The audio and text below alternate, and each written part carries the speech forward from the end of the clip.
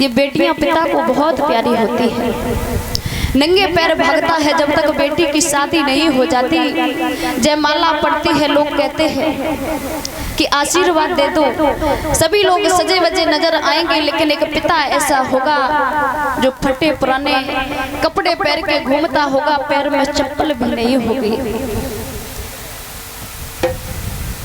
और जब उस बेटी की शादी होती है और शादी के बाद में ससुराल वाले गलत मिल जाते हैं तो उस पिता को बहुत कष्ट होता है। एक पिता अपनी बेटी के लिए कर्जा काट के शादी करता है, जो भी बेटी को चाहिए होता है सब कुछ देता है, उसके बाद भी बेटी दुखी रहती है तो उस पिता के दिल पर क्या बीतती है। पिता हमेशा यही चाहता है कि मेरी बेटी हमेशा खुश रहे, हमेशा सलामत रहे। लेकिन कुछ लोग ऐसे हुए हैं जो बहन बेटियों के दहेज की खातिर जिंदा जला देते हैं।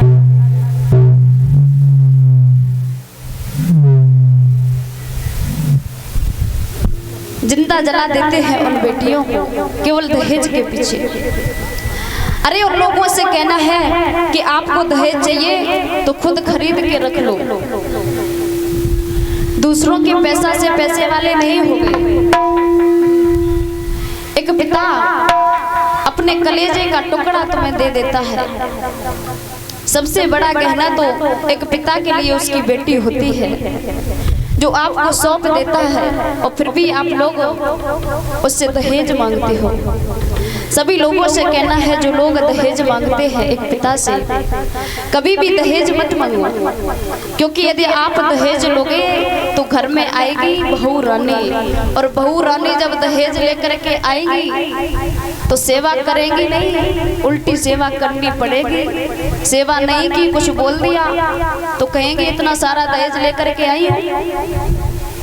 इसलिए कहना है बहू रानी मत लाओ, संस्कारी बहू को लेकर के आओ अपने घर में, जो संस्कारी बहू हो। जब बहू घर में आएगी तो आपकी सेवा करेगी, आपकी बात मानेगी, और बहू रानी आएगी तो आपको उसकी बात माननी पड़ेगी। ये बेटियां तो एक खेत की पौध के जैसी होती है। एक खेत में पौध कहीं पर उगाई जाती है, उखाड़ के कहीं पर लगाई जाती है, ऐसे ही होती हैं ये बेटियां। कहीं पर जन्म लेती हैं, पल के इतनी बड़ी होती है, और कहीं पर इनकी शादी होती है। जहाँ पर बचपन में रही है, खेल कूद किया, 20 वर्ष व्यतीत किए हैं, उस घर को एक पल में पराया हो जाता है। बेटी यदि अपने मायके में जाती है तो मायके के लोग कहते हैं ये अपने घर से आई है, और जब ससुरे में कोई बात हो जाए तो सासें कहती है ये तो पराए घर से आई है। दोनों तरफ से कहते हैं कि ये अपने घर से आई है, पराए घर से आई है। तो ये बताओ माताओं, इन बेटियों का कोई घर नहीं है क्या? सत्य बात यह है कि बेटियां अपनी मेहनत से कमा करके जिस घर को बनवा दें वही उनका घर है। मायके में जाओगी तो मायके वाले ताने मारेंगे 2-4 दिन के बाद। ससुरे में जाओगे तो ससुराल वाले कहेंगे ये पराए घर से आई है। इन बेटियों का सम्मान करना सीखो। एक बात बताते परीक्षित महाराज, एक बेटी मायके में माँ को त्यागती है, माँ के बदले में सास मिल जाती है। पिता को त्यागती है तो पिता के बदले में ससुर मिलते हैं। बहन को त्यागती है, बहन के बदले में ननद मिलती है, और भाई को त्यागती है तो भाई के बदले में देवर मिलता है। ऐसी क्या चीज है जिसे बेटी त्यागती है उसके बदले में पति मिलते हैं? कोई बताएगा क्या चीज है जो बेटी त्याग देती है जिसके बदले में उस बेटी को पति मिलते हैं? परीक्षित महाराज पता नहीं है। देखिए, एक बेटी सबसे बड़ा परित्याग करती है। परित्याग उसके बाद में जाकर के उसे पति मिलता है। बेटियों के जितना परित्याग करने वाला इस संसार में कोई नहीं हुआ। भाइयों से यदि कह दिया जाए कि तुम जाओ अपनी ससुराल में 2-4 महीने रुक जाओ, नहीं रुक पाएंगे। ससुराल वालों को अपना लो, नहीं अपना पाएंगे। लेकिन एक बेटी ऐसी होती है जो शादी के 1-2 महीने बाद अपनी ससुराल में जाकर के सभी को अपना बना लेती है। इतना बड़ा परित्याग करती हैं ये बेटियां। आज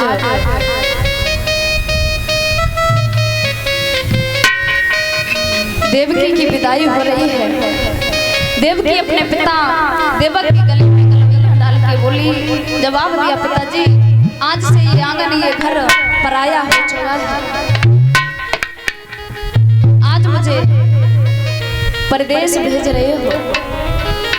और रोकर के बोली है देवकी,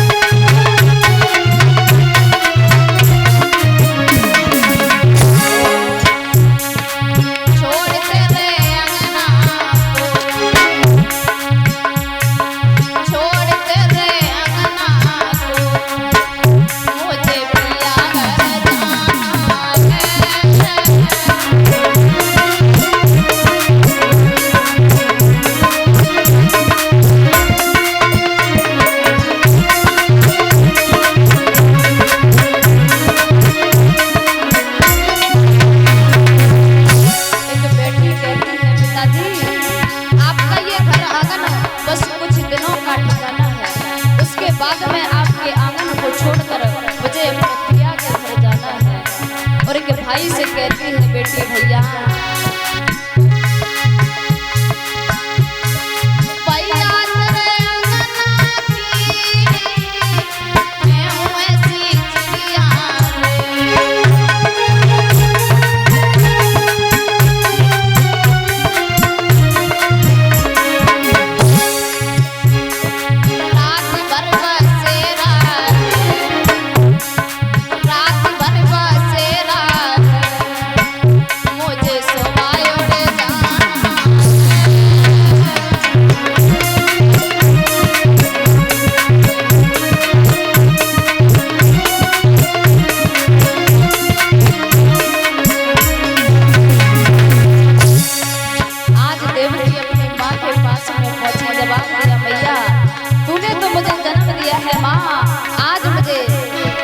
परदेश में क्यों भेज रही है मैया।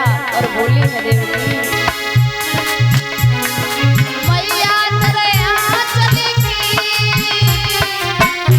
ऐसी पिया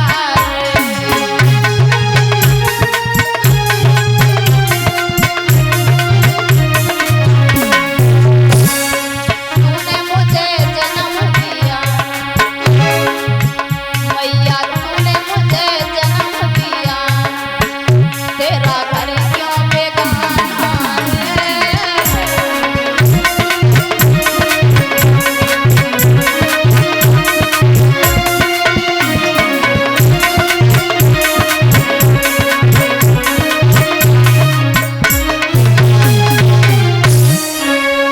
आज रो रही है देवकी, जवाब दिया, मैया तूने मुझे जन्म दिया है माँ, पाल करके इतना बड़ा किया है और आज मुझे